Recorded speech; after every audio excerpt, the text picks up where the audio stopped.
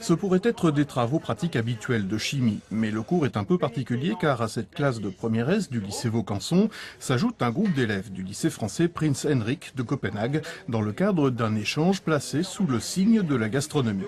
On a effectivement adapté le TP aujourd'hui pour que ça rentre dans la gastronomie, les produits qu'on peut ajouter dans les aliments, les colorants, leur réglementation et donc comment on peut effectivement les identifier et les repérer.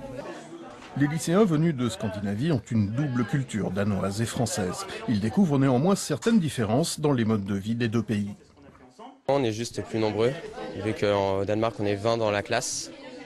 Donc ça change un peu sur le nombre de personnes, mais les expériences sont relativement les mêmes. La façon de vivre est différente, puisque au Danemark on vit plutôt dans la journée, puisque les cours s'arrêtent beaucoup plus tôt qu'ici, vers 1 ou 2 heures, alors qu'ici on reste toute la journée en fait au lycée. Et du coup la vie est plus tardive en fait en France. Les terminales de Copenhague, on se retrouve au bus pour aller au Troche, voilà, manger.